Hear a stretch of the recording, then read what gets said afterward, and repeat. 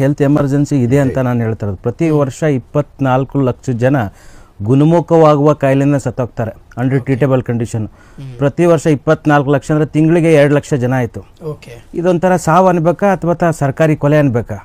ಈಗ ಯಾರ ಮಕ್ಕಳಾದರೂ ಅಷ್ಟೇ ಅಲ್ವಾ, ಯಾರೋ ಬಡವ್ರ ಮಕ್ಕಳಿಗೆ ಸಾಯ್ತಾ ಇರೋದು ಯಾರೋ ಬಡವ್ರ ಮಕ್ಕಳೇ ಅಲ್ವಾ. ಬದಲಾವಣೆ ಆಗ್ಬೇಕಾದ್ರೆ ದೇಶದಲ್ಲಿ ಎರಡೇ ಬರಬೇಕಾಗಿರೋಂಥ ಒಂದು ಶಿಕ್ಷಣ ಭಾಗ್ಯ, ಒಂದು ಆರೋಗ್ಯ ಭಾಗ್ಯ. ಸರ್ಕಾರ ಹೆಲ್ತ್ ಎಮರ್ಜೆನ್ಸಿ ಇದೆ ಅಂದ್ರೆ ನನ್ನ ಪ್ರಕಾರ ಹೆಲ್ತ್ ಎಮರ್ಜೆನ್ಸಿ ಇಡೀ ದೇಶದಲ್ಲೇ ಇದೆ. ಜನ ಸಾಯ್ತಾನೆ ಇದ್ದಾರೆ. ಈ ರಾಜಕಾರಣಿಗಳು ಏನಾದರೂ ಒಂದು ಈ ಥರದ ಬಗ್ಗೆ ಮಾತಾಡ್ಬೇಕಲ್ಲ, ಯಾವುದೋ ಧರ್ಮ ಜಾತಿ ದಂಗಲ್ ಬಗ್ಗೆ ಅದು ಇದು ಇದ್ರ ಬಗ್ಗೆ ಮಾತಾಡ್ತಾರೆ. ಜನಸಾಮಾನ್ಯರು ಪ್ರಶ್ನೆ ಮಾಡ್ಬೇಕಲ್ಲ, ಆರೋಗ್ಯ ಹಕ್ಕು ಅನ್ನೋಂಥದ್ದು ಮಾನವನ ಮೂಲಭೂತ ಹಕ್ಕು ಆಗ್ಬೇಕು ಅಂತ. ಇಲ್ಲ, ನಾನು ಹೇಳೋವಂಥದ್ದು ಹೆಲ್ತ್ ಎಮರ್ಜೆನ್ಸಿ ಇದು ಬರುತ್ತಾ ಅಂತ ಅನ್ನೋದಕ್ಕಿಂತ ಹೆಲ್ತ್ ಎಮರ್ಜೆನ್ಸಿ ಇದೆ ಅಂತ ನಾನು ಹೇಳ್ತಾ ಇರೋದು. ಪ್ರತಿ ವರ್ಷ 24 ಲಕ್ಷ ಜನ ಗುಣಮುಖವಾಗುವ ಕಾಯಿಲೆಯಿಂದ ಸತ್ತೋಗ್ತಾರೆ ಅಂಡರ್ ಟ್ರೀಟೇಬಲ್ ಕಂಡೀಷನ್. ಪ್ರತಿ ವರ್ಷ 24 ಲಕ್ಷ ಅಂದರೆ ತಿಂಗಳಿಗೆ 2 ಲಕ್ಷ ಜನ ಆಯಿತು. ಇದೊಂಥರ ಸಾವು ಅನ್ಬೇಕಾ ಅಥವಾ ಸರ್ಕಾರಿ ಕೊಲೆ ಅನ್ಬೇಕಾ? ಈಗ ಯಾರ ಮಕ್ಕಳಾದರೂ ಅಷ್ಟೇ ಅಲ್ವಾ, ಯಾರೋ ಬಡವ್ರ ಮಕ್ಕಳಿಗೆ ಸಾಯ್ತಾ ಇರೋದು ಯಾರೋ ಬಡವ್ರ ಮಕ್ಕಳೇ ಅಲ್ವಾ. ಈಗ ನೀವು ಹೇಳಿದಾಗ ಒಂದು ಆಯುಷ್ಮಾನ್ ಭಾರತ್ ಕಾರ್ಡು, ಆರೋಗ್ಯ ಕರ್ನಾಟಕ ಅಂತ ಒಂದು 2 ಕಾರ್ಡ್ ಇದೆ. ಸರ್ಕಾರ 2 ಕ್ಲಬ್ ಆಗಿ ಬೇರೆ ಬೇರೆ ಪ್ರೈವೇಟ್ ಹಾಸ್ಪಿಟಲ್ನ ಎಂಪೈರ್ ಮಾಡ್ಕೊಂಡು ಮಾಡ್ತಾ ಇದ್ದಾರೆ.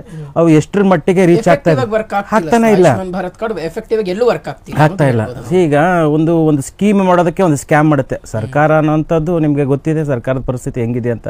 ದೇಶದಲ್ಲಿ ಬಡ ಜನರು ಪ್ರೈವೇಟ್ ಹಾಸ್ಪಿಟಲ್ಸ್ ಎಲ್ಲ ಯಾಕೆ ಜಾಸ್ತಿ ಆಗ್ತವೆ? ಸರ್ಕಾರ ಸರಿಯಾಗಿ ಸೌಲಭ್ಯ ಕೊಡದಿರೋದಕ್ಕಲ್ವಾ. ಈಗ ನಮ್ಮ ದೇಶದಲ್ಲಿ ನಿಮ್ಗೆಲ್ರಿಗೂ ಗೊತ್ತಿದೆ, ಮಾಹಿತಿ ಹಕ್ಕು ಇದೆ, ಶಿಕ್ಷಣದ ಹಕ್ಕು ಇದೆ, ಆರೋಗ್ಯ ಹಕ್ಕು ಅನ್ನೋದಿಲ್ಲ. ಈಗ UK ಅಥವಾ ಫಿಲಿಪೈನ್ಸ್ ಅಂತ ಕಂಟ್ರಿಗಳಲ್ಲಿ health care is a human fundamental right. ಆರೋಗ್ಯ ಮಾನವನ ಮೂಲಭೂತ ಹಕ್ಕು.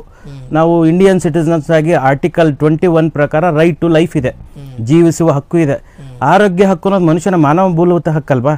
ದೇಶ ಡೆವಲಪಿಂಗ್ ಕಂಟ್ರಿ, ಡೆವಲಪ್ಡ್ ಕಂಟ್ರಿ, ಅದು ಇದು ಏನೇನೋ ಹೇಳ್ತೀವಿ, ವಿಶ್ವಗುರು, ಆ ಗುರು ಈ ಗುರು ಅಂತ ಹೇಳ್ತೀವಿ. ಈಗ ಆ ಭಾಗ್ಯ, ಶಾದಿ ಭಾಗ್ಯ, ಈ ಭಾಗ್ಯ ಅಂತ ಹೇಳ್ತಾರೆ. ನಮಗೆ ಬೇಕಾಗಿರೋದು ಶಿಕ್ಷಣ ಭಾಗ್ಯ ಇಲ್ಲ ಆರೋಗ್ಯ ಭಾಗ್ಯ. 2 ಭಾಗ್ಯ ಕೊಟ್ಟರೆ ಜನಕ್ಕೆ ಯಾವ ಭಾಗ್ಯಗಳು ಬೇಕಾದ ಅವಶ್ಯಕತೆನೇ ಇಲ್ವಲ್ಲ.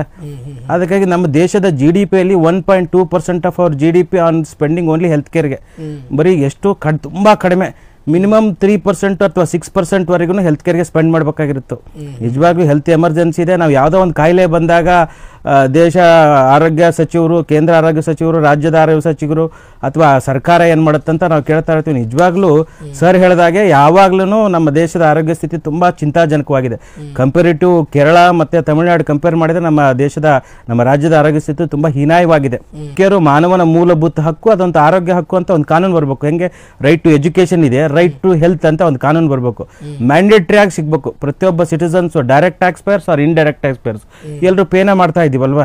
ಎಲ್ಲರೂ ಆಲ್ಮೋಸ್ಟ್ ಜನ ದುಡಿತಾ ಇರೋದಂಥದ್ದು ಅವರ ಸಂಬಳದಲ್ಲಿ 1 ಲಕ್ಷ ದುಡಿತಾ ಇದ್ರೆ 20-25 ಸಾವಿರ ರೂಪಾಯಿ ಹೆಲ್ತ್ ಇನ್ಶೂರೆನ್ಸ್ಗೆ, ಮಕ್ಕಳ ಫೀಸ್ಗೆ 50% ಅದಕ್ಕೆ ದುಡಿತಾ ಇರುತ್ತೆ.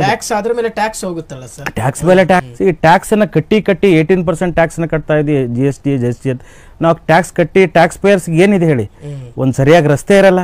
ಬದಲಾವಣೆ ಆಗ್ಬೇಕಾದ್ರೆ ದೇಶದಲ್ಲಿ ಎರಡೇ ಬರಬೇಕಾಗಿರೋಂಥ ಒಂದು ಶಿಕ್ಷಣ ಭಾಗ್ಯ, ಒಂದು ಆರೋಗ್ಯ ಭಾಗ್ಯ. ಸರ್ಕಾರ ಹೆಲ್ತ್ ಎಮರ್ಜೆನ್ಸಿ ಇದೆ ಅಂದ್ರೆ ನನ್ನ ಪ್ರಕಾರ ಹೆಲ್ತ್ ಎಮರ್ಜೆನ್ಸಿ ಇಡೀ ದೇಶದಲ್ಲೇ ಇದೆ. ಜನ ಸಾಯ್ತಾನೆ ಇದ್ದಾರೆ.